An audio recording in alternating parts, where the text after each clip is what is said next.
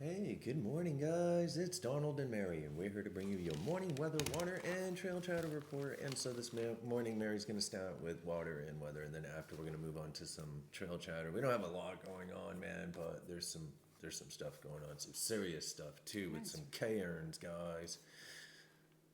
Squash salamanders and cairns. We talked about this a couple weeks back, but that looks like there's a big issue going on, man. All right, anyways, let Mary start with the water and weather and tell you guys what's going on there, and then we can move to our other stuff, man. All right, take it away, Mary. Thank you, Donald. You're welcome, dear. Good morning, everybody. Right now in Blairsville, it's 57 degrees and foggy. We're going to have a high of 82 today with a mix of clouds and sun, and then tonight, 57, clear to partly cloudy. Light and variable winds today and tonight. Up on Blood Mountain today, we're going to have a high of 74, dropping to 70 in the afternoon with a slight chance of showers and thunderstorms possible. There is a 20% chance of rain and winds are 5 miles per hour. The showers and thunderstorms are likely to happen after 4 p.m. There will be some sunshine also, mostly sun. 60 degrees for a low tonight with a slight chance of showers and thunderstorms before 7 p.m. Then after it'll be mostly clear, 5 mile per hour winds and a 20% chance of rain. Water's good for the most part on the trail. When you're hiking out of Hawk Mountain Shelter going north, make sure you top off. You won't have water again until you get to Justice Creek. And then Slaughter has had a trickle, but suggesting you try to top off before Slaughter just in case it's dried up. That's your last water source before Blood Mountain. So you want to make sure you have plenty of water to get over Blood. And then Neil Gap to Hog Pen is dry. You can top off at Neil Gap as you continue. Just before you cross the road at Hog Pen Gap, the Hog Pen Gap water source is flowing very nicely. That'll run for a while. So that's 6.5 miles from Neil Gap to Hog Pen Gap. So carry enough water to get you through to there. Let's watch for the snakes on a bright sunshine day. They are out stretching themselves across the trail on rocks and boulders and logs, anywhere that they can get the warmth of the sun. There's that nest of copperheads 5 miles north of Neil Gap up on Cow Rock in that group of boulders. And rattlesnakes are known to hang out there too, so let's watch for those. Don't be sitting on those boulders. Great Smoky Mountain National Park, bears, all trails and shelters are open. The closed campsites are 18, 57, and 82. Let's remember to leave no trace, pick up after ourselves, hang and properly store our food and other smelly items like cosmetics, deodorant, lip balm, anything that has an odor to it. And then let's remember to take out our trash. If we brought it in, let's bring it out. This doesn't matter if it's in just the Smoky Mountains or wherever you go. If you're outside recreating, pack it in, pack it out. And that'll keep everybody safe and healthy on the trails and in the woods. Donald, I'm going to turn it over to you now. You can talk about some other stuff going on. Sweet. Oh, wow. So they had that Greek hiker's final moments bear attack, man. Ooh. Yeah, wow. Anyways, okay, so let's start with what day is it? It is 9/18/2025, and it's 5:58 a.m. I'm going to start with some around the world news with outdoor enthusiasts, hikers, bikers, whatever, man. We do it all. So, in Idaho, let's start there. Missing hiker in Blaine County Sheriff's Office. People are on Wednesday afternoon asked for the public's assistance with tracking down a missing hiker. The agency stated at 4:30 p.m. it was seeking help from anyone who may have been hiking the Prairie Creek area on September 16th and 17th, 2025, and has information about a missing hiker named Heather Wayman. The Sheriff's Office asked that anyone with any relevant information to call 208-788-5555. And so you can check that out on the internet and see what she looks like. She looks like an older lady with blonde hair.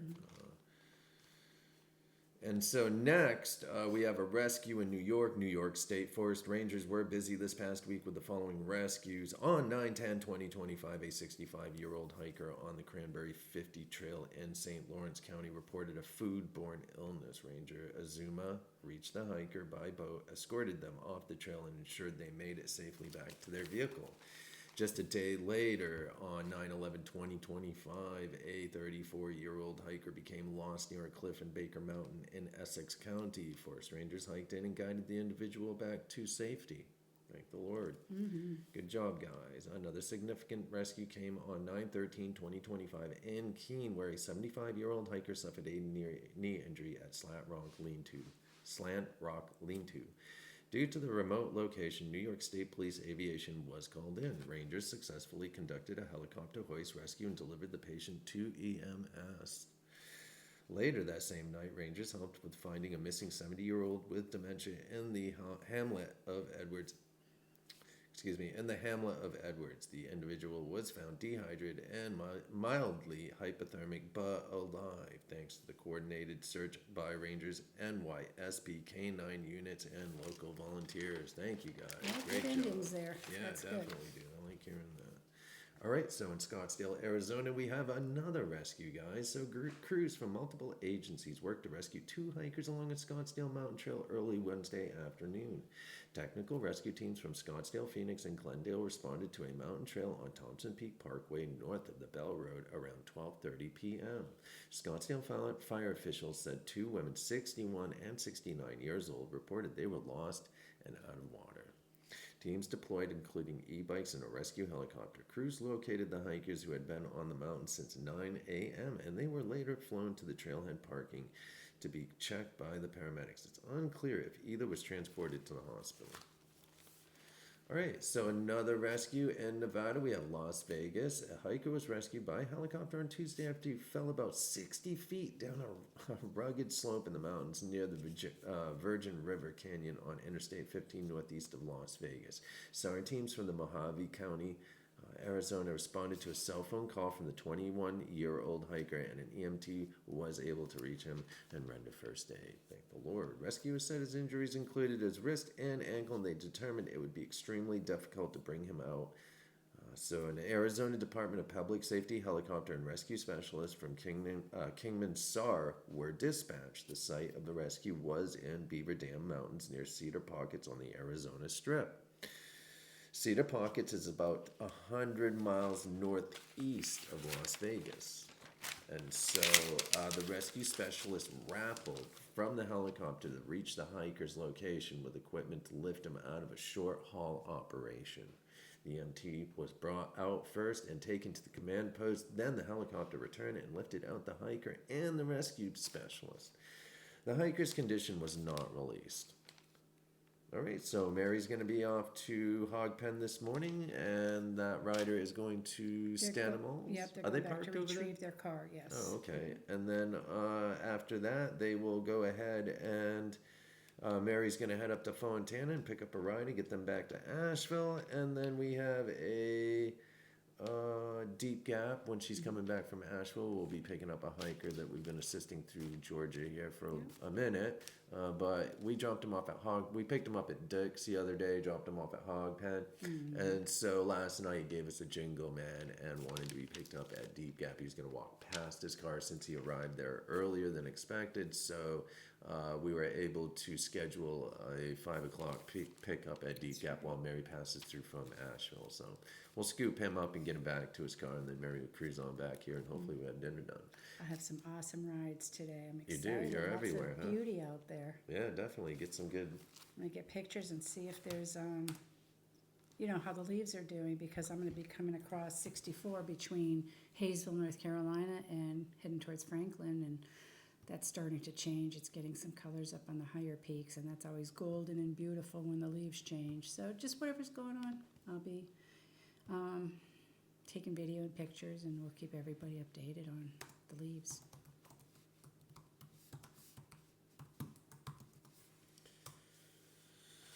All right, guys. And so I wanted to bring this up. Last week, I think, or a couple of weeks back, we did a little segment on our show about the cairns. And so we talked about cairns and the pros and cons of cairns, and recently in the Great Smoky Mountains, there was a hellbender that was found dead. And so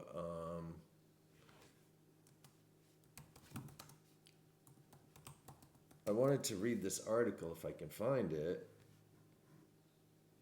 here we are right here. All right, so let's start like this, man. So the hellbender is a endangered species that lives in the southern part of America, and they're in these streams and stuff here all around us, man. But or they live in the streams that are all around us. So it is a protected salamander, but they found one that was dead because of the rocks that are being stacked in streams and people building dams and just all kinds of crazy shit, man. So Gatlinburg, Tennessee, the Great Smoky Mountains National Park is urging visitors to stop stacking and moving rocks after an eastern hellbender was found crushed. The park shared the crushed hellbender, which is a part of the largest species of salamanders in North America, and it was found under the rocks that have been moved and stacked by park visitors. Although making dams, channels, or rock stacks can seem harmless activities for the wildlife that lives under those rocks, it can be deadly. So there are fragile ecosystems under the stones, like nests and shelters. And so hellbenders lay around 100 to 300 eggs under the rocks in the late summer and early fall. When someone disturbs those rocks, they could unknowingly be the reason the entire generations are lost in an instant, the park said. Now in the Smokies, everything is protected, even the creatures you can't always see. Help them be safe. Leave no trace and leave the rocks where they were, the park wrote. Last year, the U.S. Fish and Wildlife proposed listing the eastern hellbender as an endangered species. I apologize. I thought they were an endangered species. So I read it wrong there first time.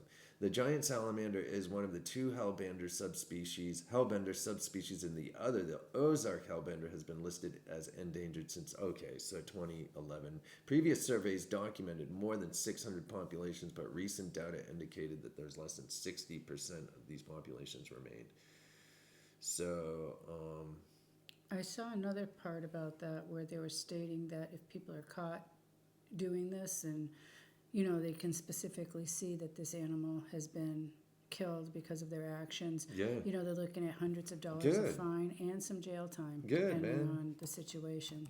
Good, man. You know what I mean, dude? I mean, they put people in jail for speeding here, man, over a certain mile per hour and stuff, man. And, my thing is, dude, is if you can put a speeder in jail, why can't you put a murderer of the salamanders, but not just that, man. Just people that are not paying attention to leave no trace rules. There should be repercussions for it, man. There needs to be, because people aren't going to stop doing it until there is, man. There needs to be some sort of fine set up. Maybe not jail time, but at least a fine, and maybe up to a day or two in jail to teach people, man, and scare them. Make them think twice before they go and stack those rocks. There's always those assholes, man. Like, I was on Facebook reading some of this stuff, man, and, there's a few articles that places put up, man, and I was reading some of the comments, dude, and people just don't care. There's always those people that just like, oh, well, what do you call making roads and trails and people doing this and that and killing this and that, killing bears from the exhaust fumes and stuff, and it's like, dude, so you're going to go ahead and add other stuff to it. That stuff is going to happen no matter what. Why are you stacking other things on top of it? Just don't do it, man. You know what I mean, dude? It isn't about what Jimmy did or Janie did, man. I don't give a shit what they did, man. It's about what you do and how you keep your side of the street clean, man. Just because, like you're saying, just because certain actions that people might think of as being negative, like you're talking about building roads and everything, just because, let's just say the majority does something that shouldn't be done, doesn't make it right for the next person to do it. We need to be the example of what we should be doing, and That's right, dude. And building roads, dude, like, that's much different than going in a stream and stacking rocks that don't need to be there, man. And they're designating an area in a forest for people to go and explore and experience that what the forest or Mother Nature has to offer. And so of course they're going to build roads and trails, designated roads and these are areas where you should stay on and not spread it everywhere. So there is no comparison with someone going off a beaten path into a place, man, and stacking whatever rocks or just doing whatever they're gonna do. It's not just stacking rocks that we're having issues with out here. It's everything, man. So there's no way to justify it, and people do try to justify it by saying that stuff, and it actually, it doesn't enrage me, it disappoints me. And it's too bad that happens. I apologize, man. What were you gonna say? Well, also in these areas, when people are building roads, there are laws in place by, the environmentalists or, whoever Right, governs yeah. that.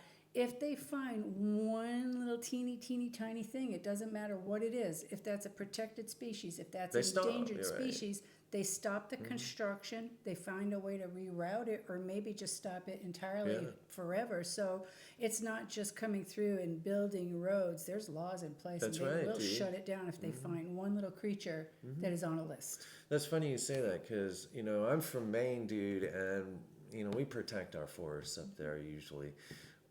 I haven't been there in years, man. But they were making this. So Belfast, Maine is up on the coast, man. It's heading up towards like Acadia and stuff, man. So you run Route 3, I think it is, if I remember correctly. Route 1 or 3, I can't remember. Route 3 brings you up the coast and stuff, man. Well, 1A and 1 does too, but 3 in Maine, dude, from Augusta running up to Acadia and stuff, you pass through these small towns along the coast. And so they were rerouting a place in Belfast, man, and there was an osprey nest up under this bridge that they were trying to remove or something, man. But they stopped completely because of that. It was either an osprey or a hawk or something, man. But it was a protected bird, man, and they definitely stopped all construction. And tried to figure out what they were going to do. And I don't know what they did after that, but they definitely stopped construction completely. And so definitely we need to, protect nature and what we have left of nature out here, man. There's tons of it. Let's man, leave it the way we find it. That's right. Or even man. better. Leave no trace, guys. That's right. And so, the Great Smoky National Park and some other stuff I've been seeing up there, man, it's completely absurd. And I posted a video yesterday of the bear problem they're having, man. And so bear is a protected species up there, an animal or creature, whatever. It's a protected animal up in the gsmnp. And so they roam everywhere, but people are so careless. Even after they see these videos online and stuff, I mean, they must know about the bear issues in Gatlinburg and Pigeon Forge. If you're going there, you're getting online, and it's everywhere, man. All these postings of bear in Gatlinburg and Pigeon Forge climbing into the backs of vehicles and snatching the food packages and stuff, man. And people are just letting them do it pretty much because they're not doing anything to protect themselves from the bear doing that. They're not getting there and saying, we need to get this food out of the vehicle and get it into our Airbnb or hotel room or whatever. They're just rolling up, opening up their trunks or whatever, man, and walking away from it as they take their food inside or whatever, or unpack the cars. And the bears already know. They're not stupid, man. They know what's up. They know that they can, like one video I posted, man. Did you see that mama bear, dude, with the two cubs? Yes, I did. Dude, this bear got up there, man, and slammed its paws down and removed everyone from the area. It knows exactly what it needs to do to manipulate the situation so it's to their benefit, Bears dude. aren't stupid. He wrote that those bears rolled in and took that stuff and jetted out of there, man. And the thing is, man, as the reason I laugh is because it's so absurd, and this stuff doesn't need to happen. And so, you know what I mean, man? People could protect themselves for that, but they don't. Some people think it's funny, man, or, That's and it's right. like, there's nothing funny about that, man. A fed bear is a dead bear. Not only that bear had 2 cubs with her, man. What do you think she's doing with those 2 cubs? She's teaching them exactly how to be exactly like her, a little hustling thief, man, That's a thief. So anyways, what I'm trying to say, man, is, you know, there's just a lot of stuff going on out here and a lot of people that just don't care, man. And we have to speak up and be those people that do care, or what we all love and care about, man, is going to disappear. And these people are going to ruin it for all of us, That's man. right. You know what That's I mean, dude? I mean, it's just how it is. And so every time an influencer builds a video, dude, and doesn't give the exact details of a hike and only shows part of it and says, oh, like I saw a video for Charlie's Bunyan. It's 16 miles both ways, dude, meaning it's 16 miles in total, I think, to get out there, right? Isn't it? I think so. It's 8 miles one way. They only show the beautiful part. They don't show the 16-mile hike that a person has to go through to get to that spot. And so, you know, a lot of people can't do that hike. And what's happening is they're calling and pressing the SOS button, dude.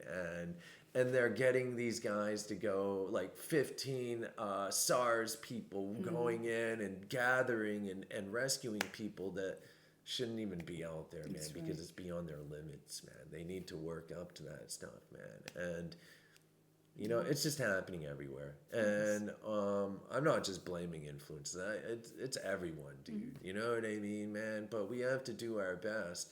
Even influencers out there, just don't just go for the likes, man. It's not just about the likes. This is about safety, too, when it comes to hiking and doing stuff like this, man. It's endangering people, man. It's out of control, man. It's completely out of control. Anyways, all right. I have something else to say. Yeah, go ahead, man. I also wanted to bring up, because we're talking about bears and the Smokies and everything, it's elk rut season. Oh, yeah. And they are asking people not to harass the elk. They said there's, you know, there are places you can pull over and view them from that are, you know, designated places. Don't go, you know, there's a field as you head out of Cherokee up to Newfound Gap. And there's a lot of elk in there sometimes, and there's cars all over the place. There's people walking right into the field. Those creatures are huge, and you know they will be aggressive, especially during the rut. And it is a federal offense to harass an elk, so keep that in mind. And that's posted everywhere. And also, they're just big creatures, and they can stomp you real quick. But let's respect the animals that are out there and let them do what nature has them doing, and let's enjoy them from a distance so that everybody can continue to enjoy these magnificent creatures everywhere. So that's all I have to say. Yeah, but dude, I wanted to remind definitely. people of that, because I've been through there going up to Newfound Gap many, many, many times. And when it's that time of year and there's elk or whatever it is out on the road, sometimes people are parking right middle of the road to go see a bear or whatever it is. Let's respect wildlife and everyone, and that way everyone can be safe and live their lives, however it is, animal or human. All right, sweet. Thanks for that, dude. You're welcome. All right, and so I also wanted to mention a hurricane it's actually a tropical storm that's forming off the East Coast or down in the Caribbean or whatever, man.